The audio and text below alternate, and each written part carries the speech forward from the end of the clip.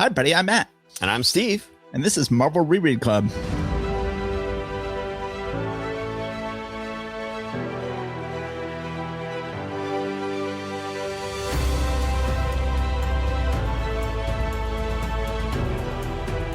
Hi, Steve. How are you? I am doing all right, I guess.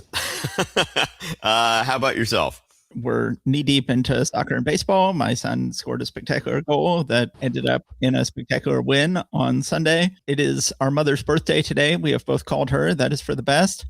And everything is going fine with us. So, yeah, I guess for news on our end, we are heading up to New York City 2 days from now. And we are going to see Alexa in this is our daughter, in her main stage production at her school for BFA program. So, very cool. Yes, it's very nice. We are very much looking forward to it. So this is Marie Antoinette, and she is playing one of the sheep, correct me? Correct? Yes, she is a play called Marie Antoinette. She is playing a sheep. And my understanding is the sheep is more or less an imaginary friend of Marie Antoinette's. Cool. And so she is interacting with the sheep throughout her life. So even though they've got three different actresses playing Marie Antoinette for three different periods of her life, my daughter is interacting with them in all three acts. So, very cool. Yes. Even though it sounds like, she's been cast as Second Lobster, but yes. Or if you're cast as one of the sheep when you're doing Christmas pageant, it's less prestigious. Right. Sounds like a more prestigious role than that. So that's very cool. Yes. So anyway, we're looking forward to doing that and trying to figure out what else we're doing with our time when we're up in New York City. It's a fun town. There's all sorts of stuff to do. Yes, it all costs money. Yes, well, that's true. It's not true, actually. No, it does not all cost money. The Staten Island Ferry doesn't cost any money. Central Park doesn't cost any money. Yeah, walking across the Brooklyn Bridge doesn't cost any money. There are certain things that are relatively cheap. Taking the ferry out to Far Rockaway at sunset is just the price of a subway token. Yes. I hate to tell you this, Steve, but subway tokens no longer exist. Well, a subway fare, you know what I mean? Yes. You can just show up with a handful of tokens and go like, I'm here to see New York City. And everyone's going to go, dear God. All right. So okay. Let's get into this thing here. Why don't I do Spider-Man? I think you did Spider-Man last time. All right. So we are doing the books of November 1968 now. We are moving along. So I should say that I'm currently in the middle of three journeys across the 20th century. I've been reading the early days of Marvel Comics for this podcast. I've been listening to the 1001 albums you must hear before you die, just for fun while I've been doing the dishes and things like that. And I've been watching what movies I think should have won Best Picture going from 1928 to modern day. But all three of these journeys have converged at 1968 this week. So I'm currently listening to the albums of 1968 for 1001 albums you must hear before you die. I watched what I think should have won Best Picture in 1968 for what could have won that should have won, my blog series. And I'm reading the books of November 1968 for this podcast. And I'm loving it. I love 1968. It's a lot of fun. Yeah, well, my understanding is it wasn't that fun to live through. But yes, it's got a lot of good stuff that has come down through the years. By the way, so you're listening to 1001 albums you should listen to before you die. Have you ever listened to History of Rock and Roll in 500 Songs? No, I have not. That's an interesting one. I've sort of petered out on it at the moment, but it starts in the 1930s. Yes, I've heard good things about that podcast, but I have not listened to it. Yes. All right. So let's go ahead and get into The Amazing Spider-Man number 66, The Madness of Mysterio. Relatively simple cover. We've got a big Mysterio in the foreground pointing to Spider-Man hanging down from a web behind him and some billowing smoke about him. Yeah, I think Spider-Man looks really cool in the angle we're looking at him from. It's the sort of thing only Spider-Man can do. Yes. So we begin The Madness of Mysterio, brought to you in all its brain-blasting brilliance by Stan the Man Lee and Johnny Ring-a-Ding Romita. Amazingly abetted by Dazzlin' Don Heck. You thought he was gone. I said he was gone for good. I promised that he was gone for good. You did. I thought we were going to have Jim Mooney from this point on, but no, Don Heck is back and Jim Mooney is gone. Yes, aided and abetted by Dazzlin' Don Heck and Slick Mick DeMeo. That doesn't sound good. Yeah. Lovingly lettered by adorable A. Simac with special effects by I. Fearless Forbush. Yes. We have a nice splash page to begin with. We have Mysterio standing like a giant above an amusement park while some of his Mysterio smoke swirls around him. So, like a couple months ago when we had Kingpin over the city on the splash page, I just assumed with the Kingpin that this was a symbolic splash page. And then it turned on the next page, he was actually standing over a model of the city, which he actually smashed up. Well, the exact same thing happens here, where I assumed that this was Mysterio symbolically standing over an amusement park. And then we turn out, no, he's actually got a tiny model of an amusement park on his desk. And once again, he's interacting with it. Yes, I presume that we were supposed to assume that that was a symbolic splash page. But then we see, nope, he's actually got a little model amusement park here. So we get a little bit of his reminiscing about his previous encounter with Spider-Man and then going to jail, and then how he was able to use some of his special effects prowess to escape from jail. Spider-Man, meanwhile, has gone back to the wreckage from his battle with a vulture to retrieve his clothes and his camera. This was a couple of issues ago, so he seems to have waited a while, but fortunately it's all there. It's all there waiting for him. And he is worried about the possible upcoming return of the Green Goblin. Apparently, because he was doing this whole thing stuck in prison and all that sort of stuff, he hasn't talked to Aunt May in a little while. He's a little bit worried about catching up with her. He puts on some of the clothes that he retrieved from the top of the building, and we see that the shirt that he had needs mending. It's ripped at the shoulder, although you really should see his web outfit beneath that. Yeah, you should. Yeah, you really should. So anyway, J. Jonah Jameson is pretty much ready to, well, not just ready to, he straight up summarily fires Peter Parker because he wasn't there to take pictures of the Vulture. And he's like, now I've got another photographer who is doing the job, and so you can get out of here. I never want to see you again. And then it turns out that other photographer didn't have a steady hand. He was too scared. And so he wasn't able to get any good photos at all. So Jameson knows that he is stuck with Parker, even though Parker doesn't realize that yet. So Mysterio not just happens to appear. Okay. He does just happen to appear. Well, I mean, it's a little unclear whether or not this is Mysterio is in any way seeking out or finding Peter Parker, or if this is just completely random that they run into each other. But it seems to be completely random that they run into each other. By the way, you skipped over Peter pawning his motorcycle. Oh, yes. Peter is, Peter, now that he thinks he no longer has a job with a bugle, decides that he needs to sell his motorcycle, and he laments that he gets less than half of what he paid for it, even though it is not that new. And, but he realizes, well, I guess this is what I got to do. I can always buy another motorcycle later. Ho hum. So, which I don't think he ever does. I think this is the end of Biker Pete, which is interesting. I wonder why they decided to end that aspect of his character, but maybe just to show that he's broke. I don't know. Maybe. You know, that makes me think of is years later when they had the Spider-Mobile and they joke about him not being able to drive because he's a New Yorker. He can ride a motorcycle.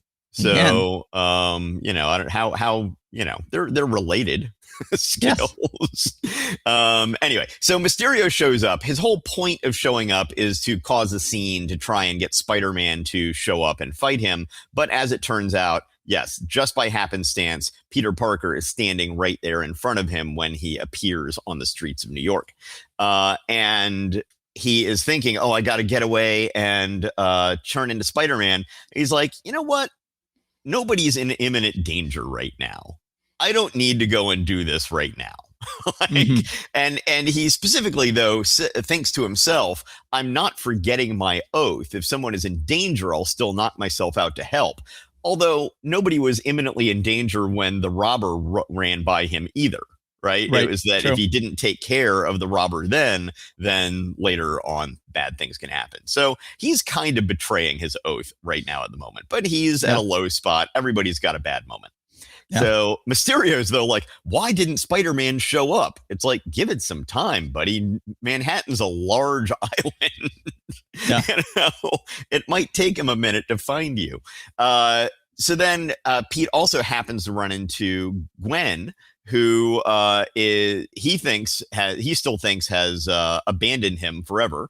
But she's like, no, my dad recovered his memories. He was able to tell me what really happened. I'm so happy to see you. And so they have a really, really joyful reunion. Yes. Which is nice to see. Meanwhile, we see another pairing that we have not seen before, which is Captain Stacy and Robbie Robertson. Mm-hmm. So, and are we calling him Robbie, or is there? I know he's had different first names before. They call him Joe here, so I guess he is Joe at this point. Right. Okay. Well, Mr. Robinson. Yes. So the two of them are going out to lunch and discussing Spider-Man, which is a topic that both of them would have some interest in. I really like the look on page 11 of Pete's face as he's on the subway in panel 4. Mm-hmm. That just is a really evocative look of, I am so happy right now.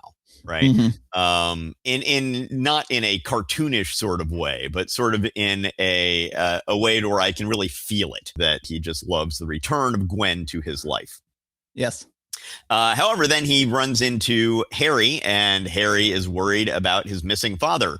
And on page 12, we see his father in his Green Goblin getup. So later, when they would publish the index to Spider-Man comics in the 80s, they had a heck of a time figuring out exactly how this issue interacted with Spectacular Spider-Man #2, because clearly this happens in the middle of Spectacular Spider-Man #2 after Norman Osborn becomes a Green Goblin again, but before he has his final confrontation with Spider-Man.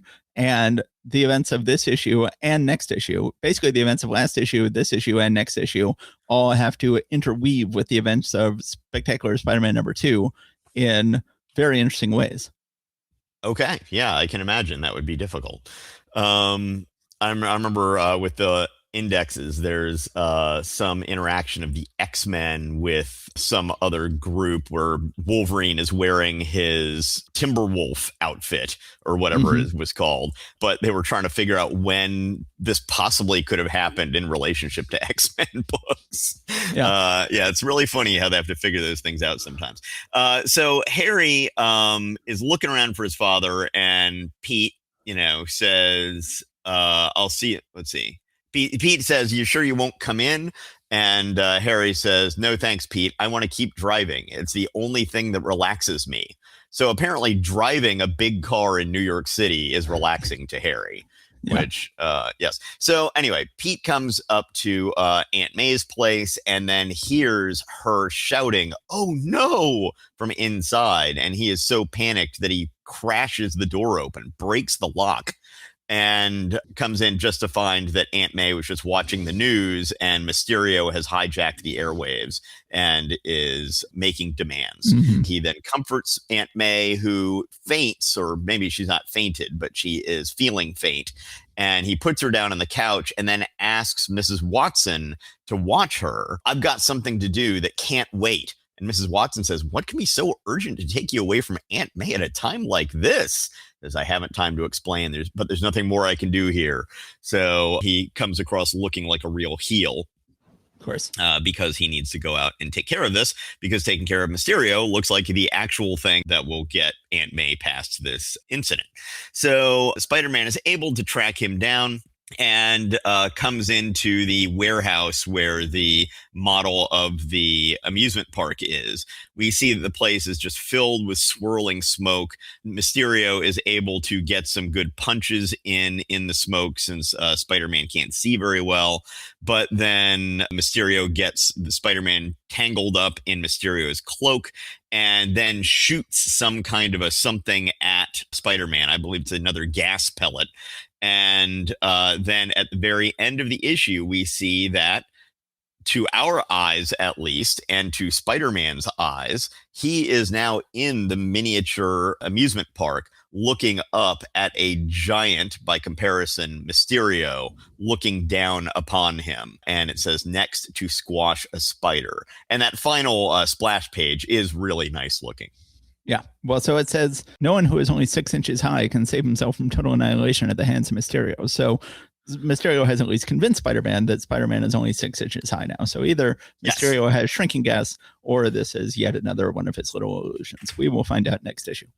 Yes, I like this issue. I like that we get Gwen back into Pete's life. I like the friendship that seems to be, or partnership, or comradeship, or whatever that seems to be coming between Mr. Robinson and Captain Stacy. I like the art. I find this to be a top-rate issue. How about you? The art is great. Heck is doing absolutely no damage. I can't see any heck at all in this issue. It looks like Ramita pencils and Ramita inks, even though it's Tomeo inks. It's really gorgeous art in the whole issue. Well, I don't know. Esposito or DeMeo or whatever we're calling him has a little bit of a scratchier look to his inks than Ramita does. Which true. I prefer Ramita inking Ramita, but we've had DeMeo inking him for a while now, and so that's sort of become the default. And yes, you're right. It looks like it goes straight from Ramita to DeMeo here. Yes. So basically what you're saying is, yes, Mickey DeMeo, if that is your real name. Which it's not. Which it's not. I say at the end of my notes, fun issue. I always like Mysterio. Interesting choice to get rid of Cycle. Confusing continuity. Yes. Yep. Yeah. So do we see more of Norman Osborn in costume in the regular continuity books here? I take it from what you've said before that we don't. Yeah, it's I don't remember. What I had forgotten that he appears as Green Goblin in this issue, and which just complicates everything. But we will see if he shows up in the next issue. All right. Okay. So let's go ahead and move on. You believe the next one should be yours, and it's Daredevil. Oh, goody. We have Daredevil number 46. Stan Lee's favorite book. Stan Lee's favorite book. They're still breaking Daredevil up into 2 lines on the cover, which I'm not a fan of. It says The Final Jest, and we've got a TV camera that is shooting the Jester swinging his yo-yo over Daredevil, who is looking defeated. I don't understand. How is it the final jest? I thought the jest was infinite. True. So then we jump into the book. It says The Man Without Fear, Daredevil in The Final Jest. We've got, so Colin is continuing to go crazy with his panel borders. And I like them. I like these crazy panel borders. It says cataclysmically concocted by Stan the Man Lee and Gene the Dean Cohen. Embellishment George Klein. Lettering Artie Simek. So this is the first time we've seen Klein ink anybody but Buscema. And I love it. I think that Klein is one of Marvel's best inkers, and I think it's a great idea to put him on Cohen. And I think this whole issue looks great. Yeah, I agree. Yes. So we begin where we left off with Daredevil in a prison hospital, allowed to wear his mask, of course, because, they're always dealing with legal matters and these things. But the prisoner doesn't care. He's like, I'm going to yank off the mask and find out who Daredevil is. But Daredevil wakes up just in time, punches the guy in the face, wraps his legs around him, flings him around with his legs. And then he goes ahead and Daredevil decides to escape. And he dresses up like a doctor, sneaks out of the prison hospital. And, which sounds too easy, but it's pretty believably hard. He has to go through quite a lot of conniptions. Yeah, there's several pages that you're sort of glossing over there where he has to figure out various permutations of the problem of how he gets out from here. So, yeah, it's not just like, oh, I got a disguise and I'm gone. It's he does have to figure out some things. We have sort of bizarre sequence where he decides, even though he's dressed up as his doctor, which isn't the worst disguise, he decides instead he's going to buy some clothes off a bum, some stinky bum clothes, crumpled green plaid coat. And then he goes to Matt Murdock's office and thinks to himself, okay, Matthew, it's Academy Award time again, because he always has to concoct these crazy stories when he comes back to his office. At least he's not claiming to be his own twin brother at this point. And of course, Karen is still long gone. We've got Foggy and his fiance, his ex-con fiance, in the office. Matt Murdock has to explain why he is wearing stinky bum clothes, which he attempts to do somewhat unconvincingly, and then goes ahead and switches into another suit, which presumably he has hang up the office, like Don Draper would have suits change into at the office. And then he goes ahead and goes home. He is, of course, exercising at his home, wearing his sunglasses. So why he didn't go home to get a new suit is something that occurred to me when I went back through this a second time before recording this morning. It's like, well, yeah, sure. You might have a change of suit at the office for if you have a all-nighter that you have to pull or whatever and then meet a client. But yeah, you've got clothes at home too. If you're just doing, it just maybe because he needed a set of his keys that would only be at the office. I don't know. But so then he finally figures out something that I would think he would have figured out last issue. He's like, wait just a second. When I was on the subway, I fought a guy who smelled a lot like the Jester. And he also smelled a lot like that guy that I supposedly murdered on top of the George Washington Bridge a couple issues ago. I think they're all the same guy. And I know how to prove it. So then he goes ahead, dresses up as the Jester, goes to a costume shop and buys a Jester costume. The guy says, it's one of our hottest selling items. They've been in demand ever since he captured Daredevil. So he gets a perfect Jester costume, so much so that everyone is convinced he's the Jester. He goes on TV to talk to seemingly Johnny Carson. Says, and that's how I caught Daredevil, Johnny. And Johnny says, we'll be right back after this message. I can't do a Johnny Carson impersonation. I can try. But so then the best I can do is an impression of Dana Carvey's impression. Exactly. That's true of just about everybody. So then the Jester sees that he himself is on TV and on the Johnny Carson show and decides, hey, I'm going to get myself dressed up as the Jester and I'm going to go down and try to stop this, which I guess makes sense.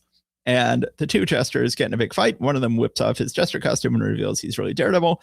They are fighting in the TV studio for several pages, which is kind of fun. He has a giant sort of weather balloon that he attacks Daredevil with, kind of like in the TV show The Prisoner. And then they are wailing on each other for a long time. And finally, Daredevil rips off the Jester's mask and says, hey, everybody, look, this is not only who the Jester really is, but it's the person I supposedly killed. And then the Jester had me framed for killing himself and his secret identity. And of course, they never found a body. Yes. And it's not like this person was some famous person. Well, I guess he had been an actor, hadn't he? True. Yeah, so I'm just trying to figure out how it is that they knew who it was that had been killed so they could know now that he hasn't been killed. But in the middle of this fight, at one point, the Jester says, you brainless, barnstorming, bumbling boor. There is nothing plain about the Jester, not even his conversation, and whacks Daredevil in the face with a yo-yo, at which point Daredevil thinks, I forgot about his hidden yo-yo, which, that's fine. You can forget about that. That's quite forgettable, actually. Yes, quite all right. So then Daredevil is now free and clear with the cops. They realize he didn't kill anybody, that it was just the Jester framing him for killing his own alter ego. And then Daredevil walks out of there, but he's just moping because he's still thinking about Karen. And he's still thinking, I've managed to lose her forever. Yeah, if I was any happier, I couldn't bear it. So this is sort of typical sort of Peter Parker type ending here of walking away, moping with the spectral face of somebody who he's thinking about hanging above him. And this is the sort of thing that Ditko would do, Romita would do it, and now Coleman is sort of doing it as sort of an homage, I guess. But that is this issue. It is great to get the Jester storyline wrapped up, I think, in a pretty satisfactory way. I think it's fairly clever the way that Daredevil gets out of all this. And it's believable enough that with his sense of smell, he would be able to figure out these were all the same guy. It's fascinating to see Johnny Carson again. He's a fairly regular character here in the Marvel Universe. Yes, I say at the end of my notes, good to get storyline wrapped up, decent ending. Klein on Colin looks great. Yeah. Yeah, the art in this issue is quite good. We do have at least one of the patented Gene Colan, why is that a splash pages? Yes. Just page 3, which, it's an action shot, but the way that it is executed just does seem a little bit strange. But overall, I really do like the art. There is some of George Klein's cross-hatching that I again find a little bit jarring, but for the most part, I very much like it. Yeah, with the bum sequence, the guy, when Matt Murdock says, say, friend, how do you like to make a fast $10? And the bum says, what do I got to do? No, don't tell me. Don't spoil it. And I'm just like, what have people offered this guy $10 to do in the past? Yes. I'm afraid I have some ideas and they're not good. I just So watched for what should have won that could have won my box series. I just watched Midnight Cowboy. So yeah, I have some ideas. yes, yes. Meanwhile, Foggy's fiance here, what is her name? Deb. She is once again going to a protest of some sort. She says, I promised to address a Pray for Peace forum at the Civic Center, and I mustn't be late. And Foggy is again annoyed that as he's running for DA, he's got a socially conscious girlfriend. Yeah, and it's interesting. Before she was just doing anti-poverty, which is a fairly anodyne thing to be protesting for, but now this seems to be an explicitly anti-Vietnam thing, praying for peace. So this is sort of escalating her activism to an area that is a bit trickier for Marvel Comics. Yes, yes. But yeah, page 11 is one of the pages where the cross-hatching just sort of overdoes it a little bit for me on the gym sequence. But yeah, the Jester, he is utterly ridiculous. But at the same time, he feels like he's just a visitor from DC Comics. And, if you just think of this as, this is some Flash villain who just got lost and showed up over here. It's kind of fun. Yeah. Anyway, those are my thoughts. Okay. Well, should we go ahead and move on to, I guess you're going to get an easy one here, which is Thor, which is very quick to sum up. It is. Well, let's talk about this cover first. So, yes, what a fascinating cover. Yeah, this does not look like Kirby or Coletta. They are experimenting with a different style, or it is not them. I looked up the credits. It is credited as Jack Kirby, inked by Marie Severin.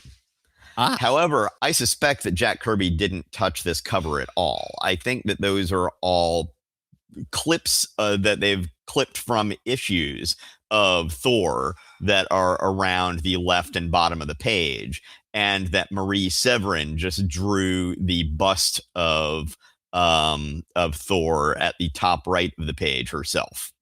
Okay, because it does not look like Kirby at all. Right. So that's my take on this. That it's half of the cover was clip art, and the other half of the cover is entirely Marie Severin. Okay, I can believe it. So, Mighty Thor, The Way It Was, pandemoniously produced by Stan the Man Lee and Jack King Kirby, Vince Coletta embellisher, Sam Rosen letterer, I Forbush heraldry. They're supposedly inked by Vince Coletta, but in fact, over half the issue is actually inked by the great Joe Sinnott. Because, we've often said that the great tragedy of Marvel Comics is that Sinnott did not ink Thor the way he inked Fantastic Four, and instead we had Coletta inking Thor. But we always have to remind ourselves that Sinnott inked precisely one issue of Thor, and that was the very first issue. During Sinnott's brief original run at Marvel Comics, he inked the very first issue of Thor, Journey into Mystery 83, and that was it. Well, now he should get another Thor credit because this issue is mostly a reprint of Journey into Mystery number 83. Indeed. But it starts out with a really weird splash page. This is Thor soaring through the cosmos, it looks like, but the hammer is pulling him down to such an extent that the head of Mjolnir is actually below the bottom of the page. And I don't know, it just really strikes me as a weird composition. What do you think? It didn't strike me as that weird, but I think it's nice. I think it's nice looking. Kirby and Coletta doing a good job. It's clearly Coletta, but it's fine Coletta. Right. Okay. So Thor is returning from his adventures in Asgard to his doctor's office. He goes in through the window, where, of course, nobody ever happens to notice that Thor is always flying to this window and then crawling inside. Yeah. But he comes inside, turns himself into Dr. Blake, at least does acknowledge that his practice has pretty much dried up at this point. He says, I've been away so long this time that my patients have all been treated by other physicians. It'll take time for me to build up my practice again. And I'm like, why bother? You could just not do this. Although there is still the so-called paradox of his life, as he talks about here. He thinks to himself, or says to himself, if I am truly Thor, then who is the real Donald Blake? And if I am Don Blake, then where was Thor before I took his identity? It all began on that fateful day when I found this cane within the hidden cavern. And then he goes back to his memory, and we get what, as you said, was largely a reprint of Thor's first appearance. And it's funny, they'll do this a lot more in the 70s and even the 80s a little bit, but this is very rare for the 60s to have a reprint as part of the main comic. Yeah. I think that as things got more chaotic in the Marvel offices and as more magazines were coming out, they ended up having more problems with things shipping to publishers, to printers at that point. And so they ended up with these reprints in the main book a little bit more. Although this obviously has this framing sequence built around it. So, at that point, we just get a literal reprint starting on page 4, partially on page 4, and then going on for the next several pages. That's just a retelling of Thor's origin. Don Blake on vacation in Norway, finding the cave to get away from the stone people of Saturn who are invading, finding the stick, knocking the stick on the ground, turning it into Mjolnir and him into Thor, discovering what the hammer can do, and then defeating the stone men of Saturn and repelling the invasion. But yes, Sinnott gets no credit for any of this here, which I find unfair. Oh, yeah. Right. I was going to wonder if they were going to keep Thor's name being misspelled on the final page of the story, but no, Thorr, but that's been written over saying, editor's note, that was the way it was, exactly as presented in the first memorable version a few years ago, and now back to the pandemonious present. So then instead of they have removed where it would have said Thor with 2 R's. Right. So then we go back to Don Blake reminiscing, and then he's thinking about his times going to Asgard and his relationship with Odin, the living omnipotence. We, of course, get to see a big splash page of Odin wearing armor we've never seen before, wearing a helmet we've never seen before, with a scepter we may have seen before, but and wearing a huge fur on the back of his armor. It looks spectacular, as always. Indeed, although I think they could have colored it a little bit more grandiloquently. Sure. It's just gray here for the most part. We then get a little bit more of a montage of some of his adventures with the Warriors 3, fighting Loki, interacting with Hercules. And he then thinks about his past relationship with Jane Foster and his current relationship now with Sif. And it ends with him once again just wondering, essentially, who am I? Or am I what I seem to be? A normal average human, a star-kissed Earthman who had accidentally stumbled upon the greatest discovery of all time. But if that's the answer, then what happened to the original son of Odin? Why? Why was his hammer left abandoned in that cave? I've got to know. I've got to know.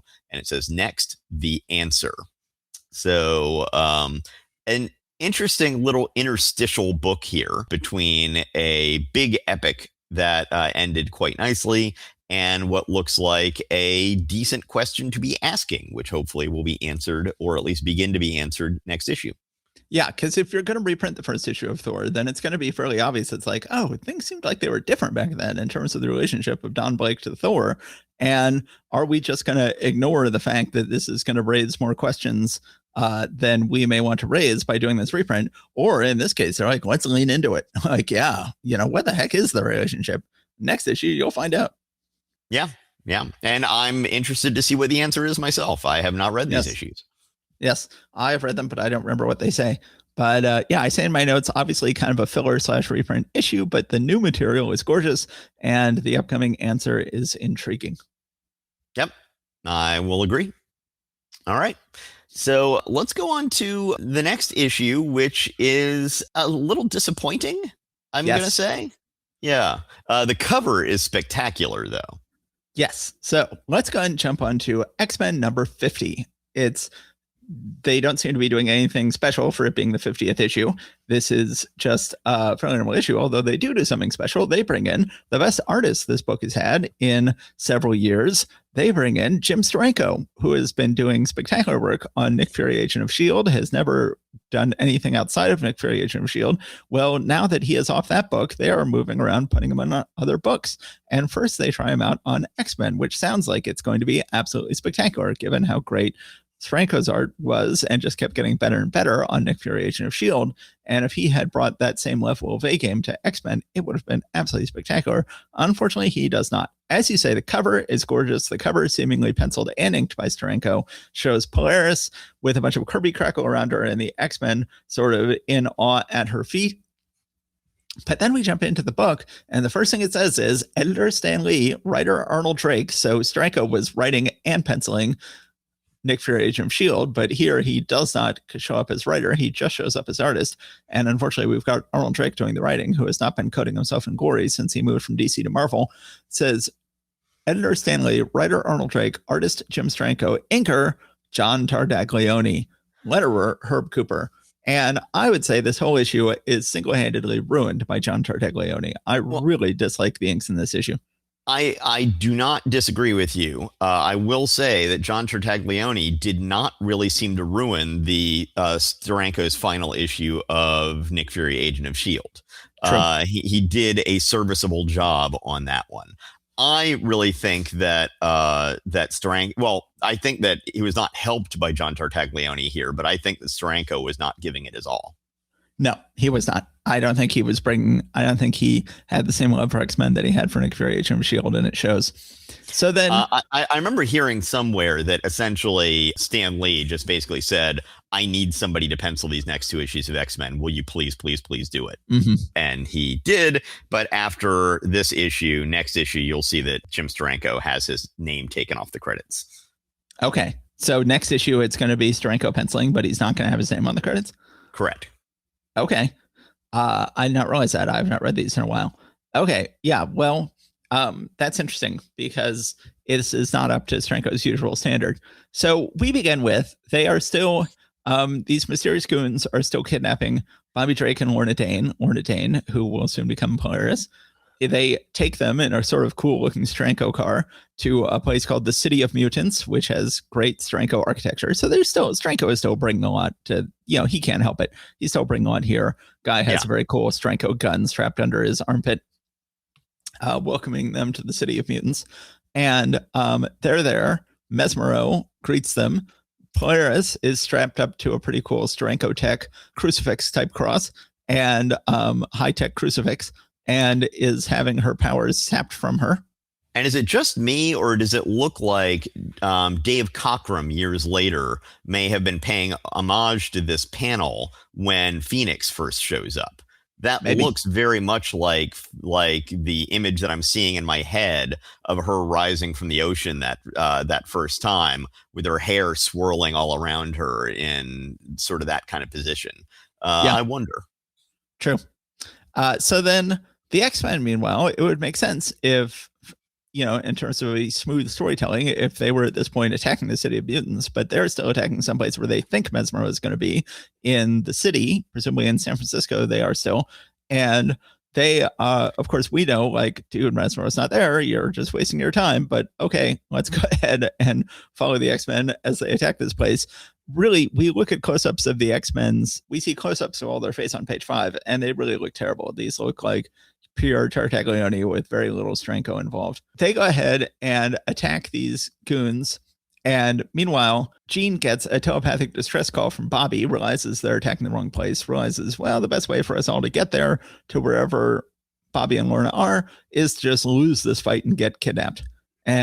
But we can't look like we're throwing the fight. So then everybody has to sort of, she tells everybody, all right, everyone, don't fight very well, get kidnapped, which they succeed in doing. And they are all brought to where Lorna is. Lorna is given a great costume. I'm a big fan of this costume. It is not the costume she will later have that Dave Cockrum will invent for her, but I prefer this costume, the sort of green, billowy, flowing costume. The X-Men realize they've stepped into a nasty trap. There is truly terrible art on page 12 of Bobby escaping from the device he is hooked up to, and his legs are about 5 miles long in panel 3 of page 12. It's I think that Rob Liefeld may have taken inspiration from this panel. Yes. So then you, I think, pointed out on our socials that then on page 13, there's something where you would really think, given that this is Jim Stranko, there would be a psychedelic effect, but there's not. There's just sort of wavy lines where there should be a huge psychedelic effect, given that we know Stranko loves those, but he is not bringing that A game to this issue. This panel, so panel 3 or 4 on page 13, I would expect that to be a color hold. B, I would expect it to be that kind of pattern stuff that Steranko does. And I think that usually, even when somebody else is inking the issue, he does those final effects himself. I'm guessing. And I'm just guessing he just didn't have the time or care to do so here. But it just teases me so bad. Yes. To have what we have and know what we could have had.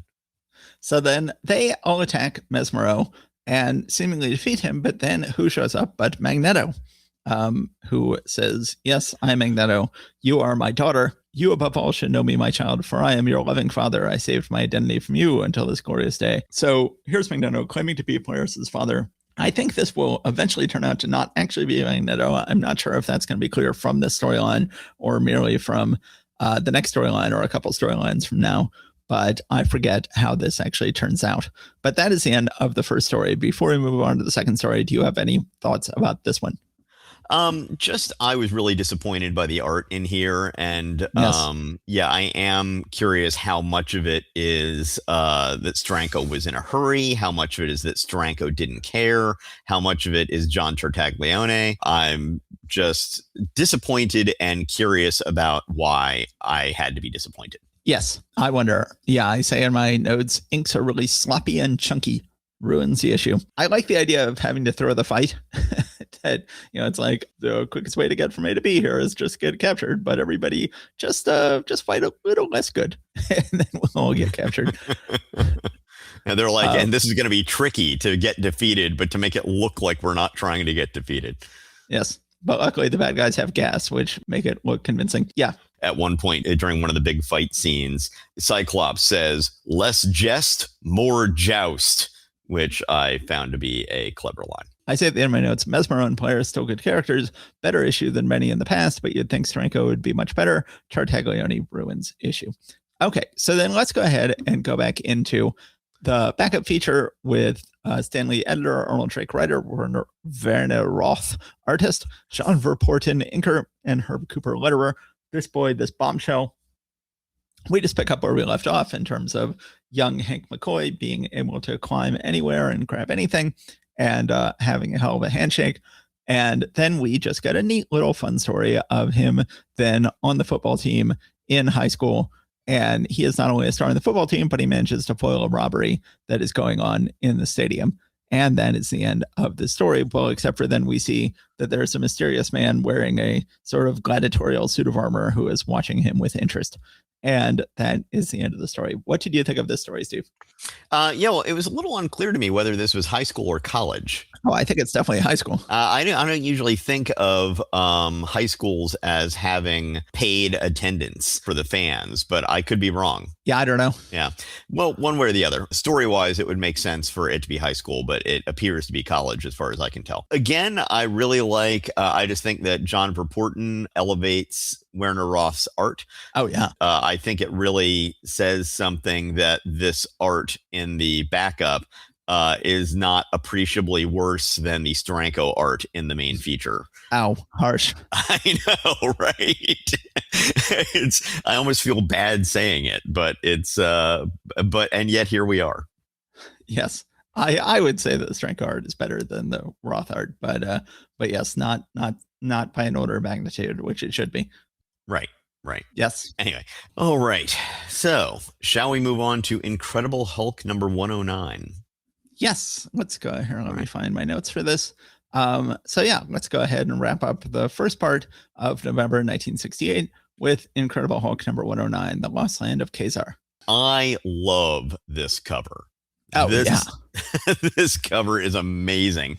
Hulk is written in basically the same sort of font that it usually is, but it's carved into the face of a cliff. Hmm. And Hulk and Kazar are standing atop a little stone plateau where carved into it says the lost land of Kazar. And we have Zabu in the foreground, and it is presumably Herb Trimpe. No, not just presumably, it's signed. It is Herb Trimpe inked by John Severin, and it is luscious.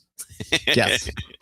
Let's go ahead and get into this here. The Incredible Hulk, The Monster and the Man Beast. Script, Smilin' Stan Lee. Layouts, Fearless Frank Giacoia.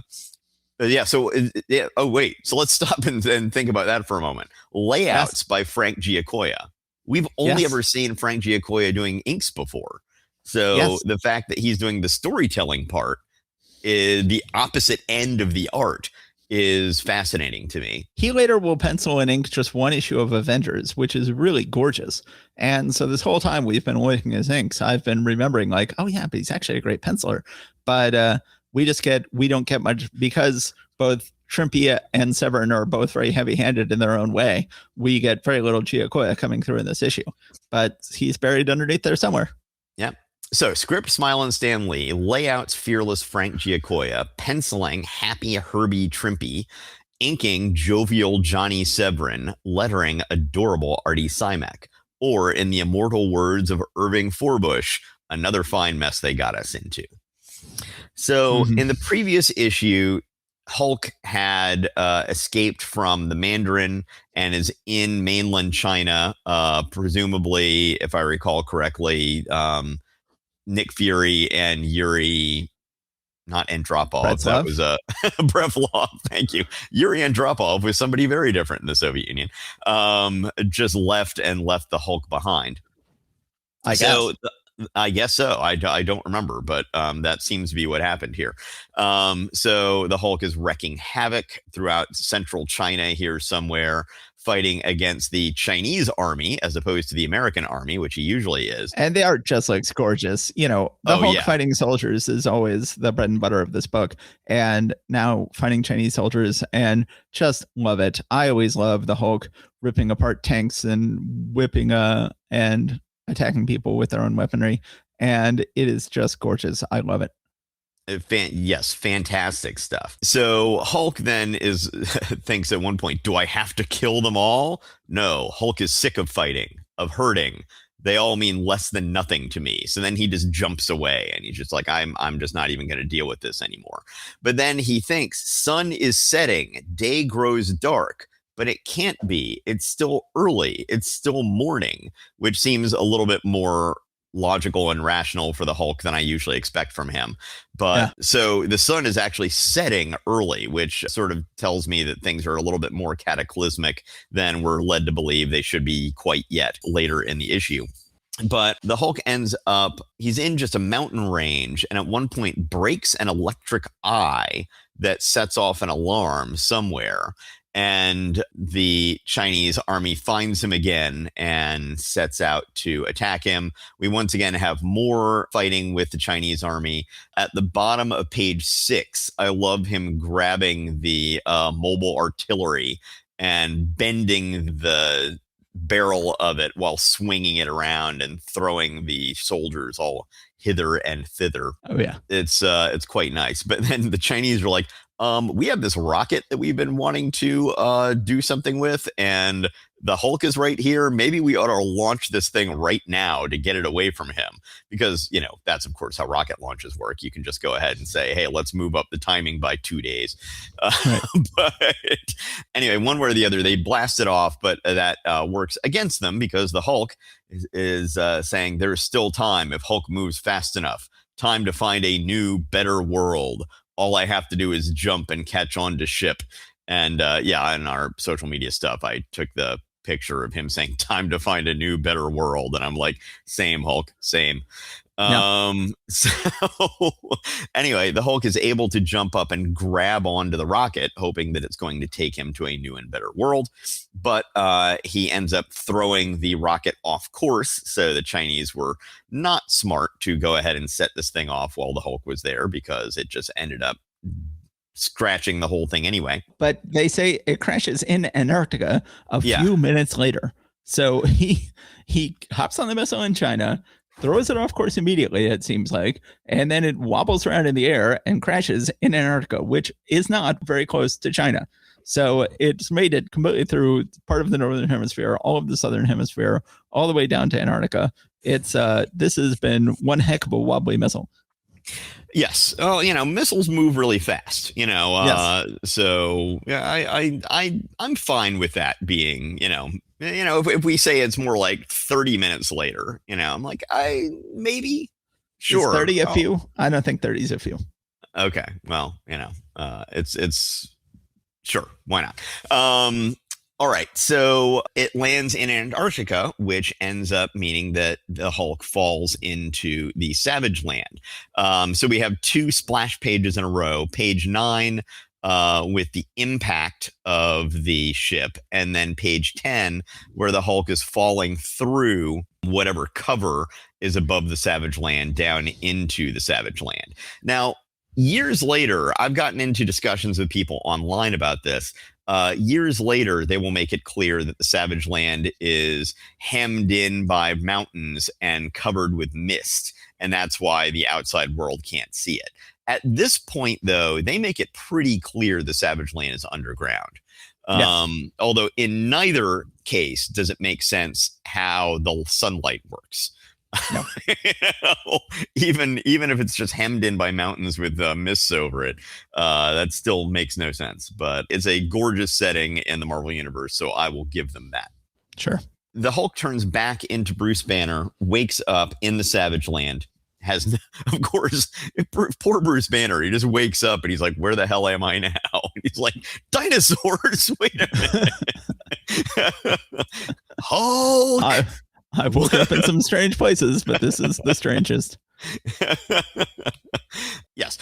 So Kazar sees that this crash has happened and he seems to be heading in that direction, but then runs across the swamp men whom we have seen before. Kazar attacks the swamp men, says, basically, I am the law. Swamp men must obey me. They're able to chase, they being Kazar and Zabu, are able to chase off the swamp men and then rescue Bruce Banner from them. And Kazar is like, you must have been sent here to figure out what this glowing thing is over here. And so they go to this mountain with a cave in it, and they find this high-tech piece of machinery that's sitting inside this cave in the Savage Land. So Bruce Banner checks it out for about an hour and then realizes that it's made to mess with the rotation of the Earth. And he then goes through all of the cataclysm that is going to result if this thing does what it's supposed to do. And we see a montage of cities being crushed by tsunamis and other weather phenomena that are going to destroy civilization. Yes, but this whole thing just calls attention to the fact of where the heck is the sun coming from in the Savage Land, because the same machine is seemingly messing up the sun rising and setting in both the surface world and in the Savage Land. Well, if Savage Land is underneath the Earth, then presumably the Earth is supposed to be hollow, and this is supposed to be a concave world with the sun at the center of the Earth. That's how it was in the Edgar Rice Burroughs Pellucidar stories. That's how it was in the Skitaris Warlord comics that Mike Grell did for DC. But then the sun would never set. This whole thing makes no sense. Yeah. So Bruce Banner is saying, it isn't hopeless. I think I can change the circuits. And Kazar, what's that? And the swamp men have found them again and sends a swamp gas pellet into this cave, which, as we have found before, the Hulk and, in this case, Bruce Banner, are definitely susceptible to gas attacks of various sorts. So this swamp gas ends up turning him back into the Hulk. The Hulk then repulses the swamp men, and Kazar is trying to convince him to continue to work on the problem of this high-tech piece of machinery. But Hulk slaps Kazar unconscious and then is just standing there, seemingly unsure of what to do next. So it says, and all the while, the doomsday machine ticks on. To be Hulk-in-Yoon. Yes, indeed. They still haven't given up on that. No. They're sticking with it. So I found the art in this issue to be mostly terrific. The Swamp Men are always a little like, okay, sure, Swamp Men, whatever. But other than that, I really thought this was an entertaining issue. How about you? Yeah, I think the art is just gorgeous. John Severin is just one of my favorite inkers, but the story is inane. Like, how on earth just getting people to and from place to place? Like, the fact that this machine is already causing so much damage that it is causing the sun to set 12 hours early here on the surface world. Like, oh my God, this machine's doing a lot of damage. And then how does the Hulk, the Hulk encounters this phenomenon, encounters the sun setting early, and then does not then go to investigate this, is just trying to get away, ends up on a rocket in China, somehow crash lands from a rocket in China down in Antarctica, down beneath Antarctica, and then happens to run into the machine that was causing this effect that he was observing on the surface just through sheer coincidence. Like, I'm shocked that Stan Lee wrote this issue. This issue feels more like a Gary Friedrich issue. This issue, like, just the inanity of the plotting and sheer coincidence drivenness of the plotting, feels more like a grade C writer. I'm not a fan at all of the plotting in terms of getting everybody to and from where they need to go in this issue. Yeah, the coincidence part, I mean, yes, it is a terrible coincidence that he happens to run across this machine, but the fact that he runs across this machine right after observing this phenomenon, that part of it, it doesn't seem coincidental to me, since everybody on Earth is noticing this phenomenon. True. So that part of the coincidence I find non-coincidental, but yes, the fact that he just stumbles upon the machine certainly is. Yes, this is an awkwardly plotted book, to put it mildly, but absolutely gorgeous art, absolutely gorgeous sequence of the Hulk fighting the Chinese army. And, generally speaking, the idea of there being a giant doomsday machine, I like doomsday machines. I'm a simple man, but I just wish it was plotted better. Sure. Fair enough. Okay. Well, I believe we have done it. We have made it through the first third of the books of November 1968. We have. I think this is going to be another short episode when it's edited down, which is fine by me. So once again, we implore you all to go check out. If you missed our last episode, it's because you are not a Patreon patron. So we encourage you, by all means, we just want you to hear that episode. We recorded a whole episode about Spectacular Spider-Man number 1 and 2. As you can hear from this week's episode, that it is influencing what is going on in the Spider-Man book. So go ahead and check out our special Patreon exclusive episode. We would love to have you listen to it. Yeah, absolutely. And we do have a little bit more in store for stuff on the Patreon side of things, but we'll see. We'll let you know when those things come up as well. Yes. Fantastic. Yes, by all means, everybody, come check out our Patreon exclusive content. It is great stuff. It was a great issue with Jeff Ryan, where we talked about those 2 issues of Spectacular Spider-Man. But in the meantime, if you want to just keep going here, we're going to keep turning out great free episodes of Marvel Reread Club, which we love being able to put out this podcast for free for most of the content that we do. Indeed. All right. Well, thank you very much, everybody. Again, in addition to those other things that Matt was just talking about, you can also rate and review us and tell anybody that you know that might be interested in this podcast about it. Word of mouth is one of the most important ways that these things spread. So tell others by word of mouth, and tell others by rating and reviewing us on the podcast platform that you use. Or wear a sandwich board and picket outside the UN. Yes, I don't know how effective that's going to be, but it's better than nothing. Yep. All right. I think it'd be great. Okay. Well, thank you very much, everybody. We always appreciate it. Take care, and as always, stay safe out there. All right. Bye, everybody. See you next week. Thanks for listening. If you enjoyed it, we now have a Patreon where you can show your appreciation. If you've got a few bucks, head over to patreon.marvelrereadclub.com to support us. Also, you can still rate and review us at your podcatcher of choice, and that would be greatly appreciated as well. You can find us online at marvelrereadclub.com, as well as Facebook, Instagram, Blue Sky, and Threads. See you next time.